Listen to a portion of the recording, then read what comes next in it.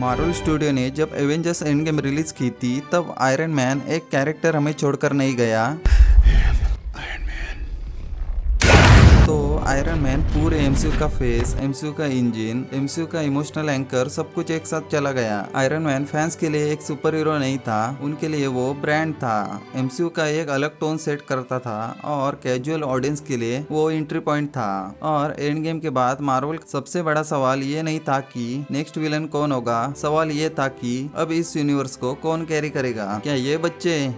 और यही से स्टार्ट होती है मार्वल की सबसे लंबी और सबसे महंगी खोज, आयरन मैन का सक्सेसर ढूंढने का स्ट्रगल। तो ये वीडियो इसी के बारे में होगा। Let's begin. Plan 1 naive trio. इसमें मार्वल का पहले प्लान था कि नेव 3 सुपर हीरोज को चुनना, जिसमें ये कैरेक्टर होने वाले थे ब्लैक पैंथर, कैप्टन मार्वल और स्पाइडरमैन। मार्वल का आइडिया यहाँ पर सिंपल था, तीनों पावरफुल सुपर हीरोज थे और तीनों की ऑडियंस अलग अलग सेगमेंट की थी और तीनों अपने मूवीज का एक अलग ही टोन सेट करते थे। पर थ्योरी और रियलिटी में जमीन आसमान का फर्क होता है। तो इसमें ये होने वाला था कि मार्वल ब्लैक पैंथर को एमसीयू का लीडर बनाने वाला था। ब्लैक पैंथर के पास सब कुछ था, कल्चरल इम्पैक्ट, और सभी ब्लैक पैंथर के कैरेक्टर को काफी रिस्पेक्ट करते थे। ब्लैक पैंथर के मूवी ने भी बॉक्स ऑफिस पर अच्छी खासी कलेक्शन करी थी। ब्लैक पैंथर के पास सबसे इम्पोर्टेंट चीज थी, वो चीज ये थी कि कैप्टन की तरह हर सिचुएशन को हैंडल करने की काबिलियत। और वो फोर्सफुली लीडर नहीं लगता था, वो नेचुरली लीडर ही था। पर 2020 में चैडविक बोसमैन के सडनली डेथ से मार्वल को पूरा रोड मैप चेंज करना पड़ा। हम फैंस ने सिर्फ एक एक्टर नहीं खोया है तो एक इमोशन। इससे मार्वल को फ्यूचर प्लान्स भी चेंज करने पड़े। चैडविक बोसमैन जैसे एक्टर को खोने के बाद भी मार्वल चाहकर भी उसे रिकास्ट नहीं कर पाया। इस सब की वजह से ब्लैक पैंथर तो अब लीडर बन नहीं सकता। अब आते हैं कैप्टन मार्वल पर। कैप्टन मार्वल काफी पावरफुल है और स्ट्रॉन्ग भी, इसमें कोई डाउट नहीं है। और इन्फिनिटी वॉर के बाद कैप्टन मार्वल की मूवी ने भी बॉक्स ऑफिस पर 1 बिलियन टच किया था। पर कैप्टन मार्वल को लेकर प्रॉब्लम पावर से $1 बिलियन कलेक्शन का नहीं था, प्रॉब्लम ये था कि उसकी पर्सनैलिटी। टोनी स्टार्क एरोगेंट था पर फैंस उसे काफी पसंद करते थे। टोनी सभी को रिलेटेबल लगता था। कैप्टन मार्वल पावरफुल थी और कॉन्फिडेंट भी थी, पर वो ऑडियंस से इतना कुछ इमोशनल कनेक्शन नहीं बना पाई। कैप्टन मार्वल को लीडर बनाते तो फैंस डिवाइड हो सकते थे। अगर फैंस डिवाइड होंगे तो मार्वल स्टूडियो के लिए ये रिस्की और डेंजरस सिग्नल हो सकता है। एमसीयू का फेस वही बन सकता है जिसको लोग डिफेंड भी करे और क्रिटिसाइज भी करे, पर उसे इग्नोर करना मुश्किल हो। कैप्टन मार्वल को फैंस ने पूरी तरह से इग्नोर ही मार दिया। उसके बाद आता है स्पाइडरमैन। मार्वल के लिए स्पाइडरमैन सबसे बेस्ट ऑप्शन था और पूरी तरीके से सेफ भी। स्पाइडरमैन को आयरन मैन का सक्सेसर बनाने के पूरे चांसेस थे। एमसीयू में स्पाइडरमैन की स्टार्टिंग ही टोनी स्टार्क के साथ होती है। एंड गेम के बाद उसकी स्टोरी में काफी प्रोग्रेस रही है। स्पाइडरमैन का कैरेक्टर यंग भी है और इमोशनल भी, साथ ही में पॉपुलर भी है। स्पाइडरमैन पूरी तरीके से आयरन मैन की लेगेसी कैरी कर सकता था। पर यहाँ पर मार्वल के सामने एक बड़ा विलन आता है, सोनी। डिज्नी और सोनी के बीच राइट के इश्यू की वजह से स्पाइडरमैन को एमसीयू में परमानेंट पिलर बनाने नहीं दिया है। जिस कैरेक्टर पर तुम्हारा पूरा कंट्रोल ना हो उसे तुम अपने सिनेमैटिक यूनिवर्स का फेस नहीं बना सकते। और इसी तरीके से ये ट्रायल प्लान भी पूरी तरीके से खत्म हो जाता है। प्लान 2। फेस 1 में मार्वल का फॉर्मूला ये था कि आयरन मैन फेस 1 में सक्सेसफुल क्यों हुआ था, क्योंकि वह unknown character, perfect casting, grounded story का कॉम्बिनेशन था। फेस 4 में मार्वल ने सोचा फेस 1 का फॉर्मूला सेम चीज फिर से करते हैं और यही से सबसे बड़ी गलती हुई। मार्वल ने एक साथ मल्टीपल नए हीरोज इंट्रोड्यूस कर दिए, शैंग-ची, इटर्नल्स, मून नाइट। यहाँ पर डिफरेंस ये था कि फेस 1 में ऑडियंस का फोकस मिनिमम कैरेक्टर पर था। फेस 4 आते आते इतने कैरेक्टर्स इंट्रोड्यूस हो चुके थे। इससे रिजल्ट यही निकला कि किसी पर पूरा फोकस नहीं रहा, ऑडियंस को टाइम ही नहीं मिला किसी के साथ कनेक्ट होने का।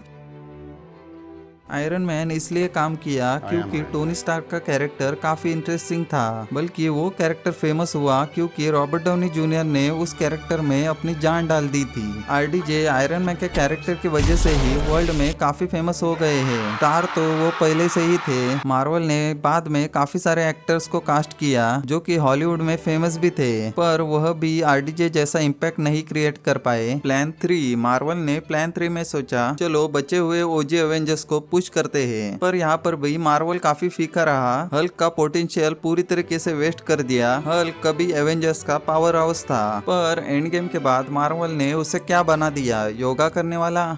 और उसने एक बच्चा भी पैदा कर लिया है। स्मार्ट हल्क का आइडिया इंटरेस्टिंग था, पर मार्वल उसे एग्जीक्यूट करने में पूरी तरीके से फेल हो गया और हल्क का ऑरा भी खत्म कर दिया। ऊपर से यूनिवर्सल के राइट की इश्यू की वजह से हल्क के सोलो मूवी का भी दरवाजा बंद हो जाता है। लीडर बनने के लिए प्रेजेंस चाहिए होती है। हल्क की प्रेजेंस अब एमसीयू में कम ही कर दी गई है। थॉर को मार्वल ने पूरी तरीके से जोक बनाकर रखा है। थॉर गॉड है, उसके पास पावर्स तो नेक्स्ट लेवल है। थॉर फैंस का फेवरेट कैरेक्टर भी है। पर थॉर लव एंड थंडर में जो टाइका वाइटिटी ने थॉर की इमेज की वाट लगाई है, पूरी मूवी ही कॉमेडी बना दी। इससे थॉर के कैरेक्टर का वेट ही खत्म कर दिया। एक तरीके से थॉर की रिस्पेक्ट ही लूज कर दी। थॉर के पास पोटेंशियल तो है कि वो एवेंजर्स को लीड करे, पर उस टाइम मार्वल ने खुद को ही अनसीरियस बना दिया। इससे थॉर के चांसेस भी खत्म हो जाते हैं। प्लान 4 फेज 3 में ऐसे भी कैरेक्टर थे जो नेचुरली ग्रो करते चले गए, डॉक्टर स्ट्रेंज, वांडा और लोकी। पर यहाँ पर प्रॉब्लम इन कैरेक्टर की नहीं थी। लोकी को मार्वल ने एक विलन की तरह इंट्रोड्यूस करा था, पर लोकी टीवी सीरीज मार्वल की अब तक की बेस्ट सीरीज है। सीरीज की वजह से लोकी को ऑडियंस ने काफी पसंद किया है। मार्वल को बाद में रियलाइज हुआ कि लोकी सीजन 2 के एंडिंग जैसे इवेंट मूवी थिएटर्स में रिलीज करने चाहिए थे। आयरन मैन के पास solo movies, team ups and cameos था, पर लोकी का बेस्ट डिज्नी प्लस पर चला गया, जो कैजुअल ऑडियंस के लिए ऑप्शनल कंटेंट बन गया। फिर भी लोग लोकी को काफी पसंद करते हैं। इस बार अवेंजर्स डूम्सडे में रूसो ब्रदर्स लोकी को कैसे यूज करते हैं, ये तो देखने वाली बात होगी। आयरन मैन इन्फिनिटी सागा के ऑलमोस्ट हाफ मूवी में था, तो ऑडियंस को उसके साथ ग्रो करने का टाइम मिला। और जब एंड गेम मूवी रिलीज हुई तो उसकी एंडिंग में आयरन मैन के सेक्रीफाइस ने ऑडियंस के दिल को छू लिया। इससे एंड गेम मूवी का तो आपको पता ही है, दुनिया की सेकेंड हाईएस्ट ग्रॉसिंग मूवी बनी हुई है। शैंग-ची जैसे कैरेक्टर को बहुत टाइम बाद इंट्रोड्यूस किया गया और डॉक्टर स्ट्रेंज का भी अपीयरेंस इतना कुछ खास नहीं रहा। इसलिए फाइनली मार्वल की डूबती नैया को बचाने आरडीजे को वापस आना पड़ा, एमसीयू का सबसे बड़ा विलन बनकर, डॉक्टर डूम। मार्वल ने आयरन मैन का सक्सेसर ढूंढने की काफी कोशिश की, पर आयरन मैन जैसा इम्पैक्ट रिक्रिएट नहीं कर पाए। इससे मल्टीवर्स सागा लॉस में जाने लगा और ऑडियंस का मार्वल को लेकर ट्रस्ट लेवल भी खत्म हो गया। तब मार्वल ने वही किया जो कॉर्पोरेट हमेशा करता है, अपना गोल्डन कार्ड वापस लाया। रॉबर्ट डाउनी जूनियर सिर्फ नॉस्टैल्जिया नहीं है, मार्वल के लिए एक सेफ्टी है। साथ में रूसो ब्रदर्स को भी वापस लाया है। उनका रिटर्न प्रूव करता है कि एमसीयू अभी भी आयरन मैन के शैडो से बाहर नहीं निकला है और शायद निकल भी नहीं पाएगा। आयरन मैन का रिप्लेसमेंट पॉसिबल नहीं है। शायद एक क्वेश्चन ही गलत था। आयरन मैन का रिप्लेसमेंट नहीं चाहिए था। मार्वल को एक नए एरा का फेस सेटअप करना चाहिए था, कोई ऐसा कैरेक्टर जो सभी कैरेक्टर को साथ में लेकर चले। पर एमसीयू में इतने कैरेक्टर हो गए और इतना बड़ा स्टूडियो होने से रेपुटेशन तो रहती है। इससे मार्वल अब रिस्क लेने से डर रहा है और इसी डर के कारण एमसीयू ओजी कैरेक्टर्स को वापस ला रहा है। ये वीडियो यही तक थी। अगर ये जानना चाहते हो कि डॉक्टर डूम इन बच्चों के पीछे क्यों पड़ा हुआ है, तो राइट वाली वीडियो पर क्लिक करो। और स्पाइडरमैन को लेकर अब तक क्या क्या अपडेट्स आए हैं ये जानना चाहते हो तो लेफ्ट वाली वीडियो पर क्लिक करो।